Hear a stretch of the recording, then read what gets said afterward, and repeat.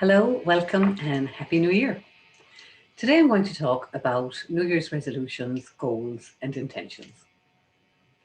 So, like many people, I've been back at work since Monday, and I'm hearing a lot of the usual talk about New Year's resolutions, New Year, New You, fresh starts, setting goals, and all that good stuff. And there's absolutely nothing wrong with that. But what I'm noticing is that the people that I'm speaking to anyway seem to be quite tense around their resolutions. And I'm hearing a lot of language about things that people feel they should be starting to do, or they must start to do, or they need to do. And the same with things that they need, should, or must stop doing. Um, and it just feels really tight and contracted and doesn't really sound inspiring or like a recipe for success. So, um, if 2020 has shown us anything, it's shown us that we're not in control. We're certainly not in control of the future. Um, Life can change, it's unpredictable, and we've all seen that in 2020. And I think that might be part of the reason why I'm sensing that people are very tense, because what I'm hearing is that people are coming from a place of insecurity or lack, or that they're just not good enough as they are. And while I might have bought into that at one time, I don't buy into it anymore. And yes, 2020 was a challenging year. And yes, there was a lot of people lost loved ones, and there was a lot of grieving, and a lot of trauma and upset, and it was messy. But 2020 also showed us that we're designed to be able to step through adversity and to get through whatever life throws up at us. So during 2020, many of us have felt our resilience, and that's a really good thing. So the question in my mind is, what does make sense to do heading into 2021? If what I'm sensing and seeing around me is tight, contracted people coming from a place of lack. Well, it seems to me that what we can do and what makes sense to do is to take stock of everything that we've learned from 2020 that we can take with us and move into 2021 with hope and with intention. And it seems like it's a really good opportunity for all of us to operate from the inside out in 2021 instead of operating from the outside in. So, why would I say that and what do I mean? Well, we're all powered by a greater intelligence behind life. And I think there's a general consciousness or awareness these days that there is a greater intelligence behind life. And we're part of that intelligence.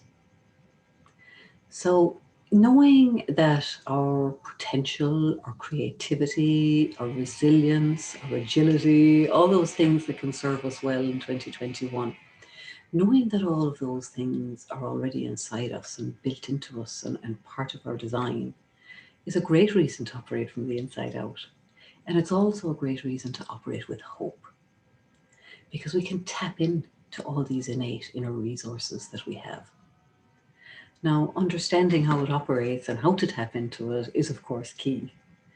But for today, it's just enough to know that we're all born with innate wisdom and we're all born with innate well being.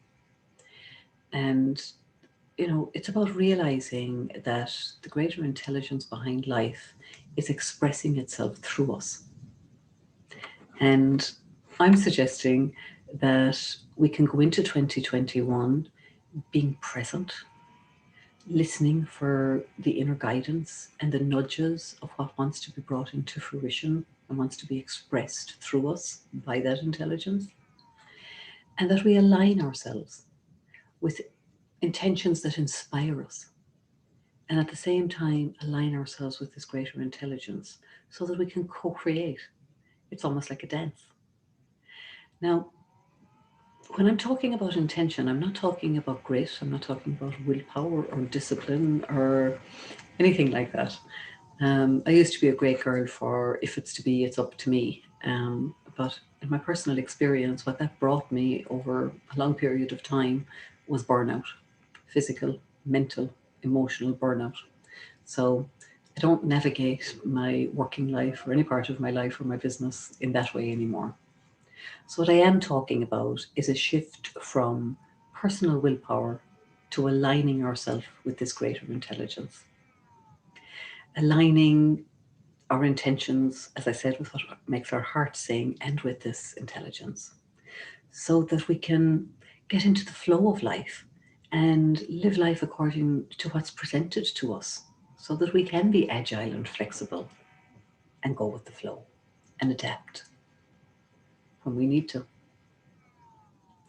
So, this way of navigating business and life is much more fun, it's much more light-hearted, and it's filled with a lot more grace and ease than the typical type of New Year's resolutions or goal setting that I spoke about at the outset. So that's the opportunity today, folks, to realign yourself with your own inspiration that comes from inside you and to align yourself with the intelligence behind all life and to go and co create. So, 2020 was a challenging year, and I'm up for a bit of fun, and I hope you are too. And I'm up for having a bit more lightheartedness in my life this year. So, if this makes sense to you, give it a go. Let me know in the comments how you got on. And if you want to join this conversation and understand a little bit more about how to tap into your own potential and inner resources and creativity and resilience and all those wonderful things, then I'll pop a link into our Reconnect with Heart private Facebook group below, and you can come and join us there. So that's it for today, folks. Take care.